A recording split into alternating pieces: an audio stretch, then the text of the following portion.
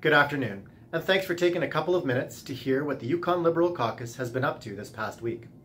In this update, I'll be highlighting our work in the Legislative Assembly, along with some important updates from around the territory, including cannabis retail sales, Women's History Month, Yukon Housing Corporation's Rent Supplement Program, Shakwak funding, and welcoming the first resident to the newly opened Whistle Bend Place. The majority of our time this week in the Legislative Assembly was spent in Committee of the Whole in general debate on the Second Appropriations Act 2018-2019, or otherwise known as the supplementary estimates. As we know, unexpected events happen, and the timing of some projects can have an impact on the government's financial situation. The purpose of a supplementary estimate is to capture these unforeseen circumstances. They are not, however, an opportunity to propose new spending on major projects. We are committed to this approach, and we have brought forward supplementary estimates that are significantly lower than in years past. In looking at our work outside of the House, we'll start with cannabis retail sales here in the Territory. With federal legislation legalizing cannabis recently coming into effect, the Yukon government has opened its retail cannabis store. In total, we've seen 4,514 people walk through the doors of the store and over $200,000 in sales. We've even refused 49 people for insufficient identification. Our priorities have been to displace the illicit market, but also to focus on the health and safety of Yukoners, especially to protect our youth. The government has detailed information available in-store and online to help Yukoners make safe, informed decisions about cannabis consumption. October marks Women's History Month in Canada.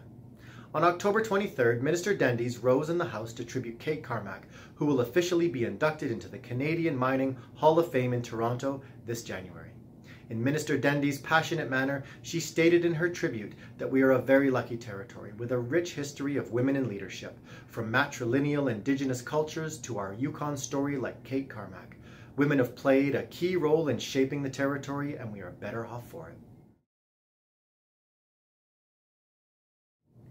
On the housing front, this week the Government of Yukon announced the Yukon Housing Corporation's Rent Supplement Program is being increased by $200,000, with $100,000 dedicated to rent subsidies for Yukoners experiencing homelessness.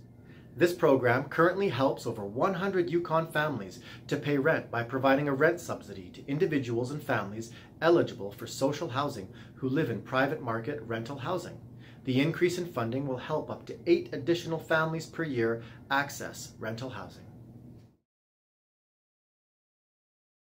Minister of Highways and Public Works Richard Mostyn has been working directly with the Alaskan government to secure funding for the Shakwak project, the road from Haines, Alaska to Beaver Creek. In July, the Alaska Department of Transportation and Public Facilities Commissioner Mark Lucan and Minister Mostyn collaborated on an application for a U.S. Better Utilizing Investments to Leverage Development, also known as the BUILD grant, requesting the maximum available amount of $25 million U.S., and a decision is expected this December.